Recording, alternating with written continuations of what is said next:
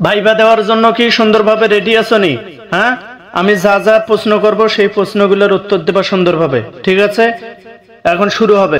Sir, viva শুরু করেন, কোনো সমস্যা নাই, কিন্তু চেয়ার দিলেন না তো। চেয়ারে বসে থেকে তো ভাইবা দিমু, এখন বসে থেকে সারা দাঁড়ায় থেকে তো ভাইবা দেওয়া সম্ভব?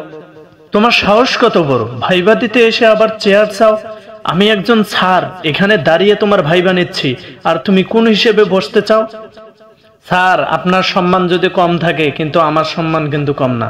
আমার সময়েরও মূল্য আছে, আমার পড়ালেখারও দাম আছে, এজন্য আপনি তাড়াতাড়ি চেয়ার নিয়ে আসেন। তার মানে বুঝেছি এই অফিসে চাকরি করাই আমার ভুল, ঠিক আছে? তুমি এখন ভাইবা দেওয়ার জন্য সুন্দরভাবে তৈরি হয়ে যাও, সুন্দরভাবে তৈরি হও এখনই তুমি। স্যার, তৈরি তো সুন্দরভাবে আছে, কাপড় চোপড় খুলে বলা লাগবো নাকি কেমনে কি পরা লাগবো সেটা একটু খুলে বলেন আপনি, ঠিক আছে? তাহলে ভালো। বাংলাদেশের রাজধানী কয়টা এবং বাংলাদেশের জেলা কয়টা, বাংলাদেশের মধ্যে উপজেলা কয়টা? এই প্রশ্নের উত্তরটা এখন দাও, ঠিক আছে?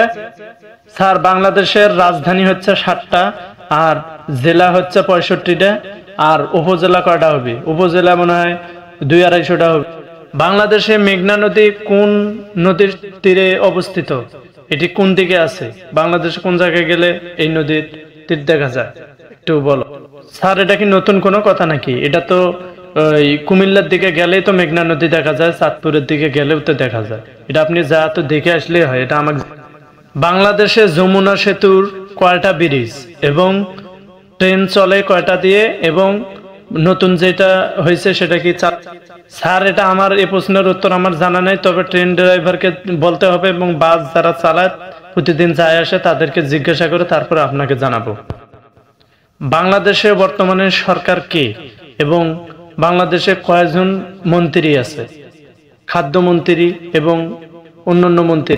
স্যার, বাংলাদেশে একটাই বড় মন্ত্রী আছে, সেই মন্ত্রী সবাই চেনে, সেই মন্ত্রীর নাম হলো কি জানেন? শেখ হাসিনা। এই মন্ত্রীর নামই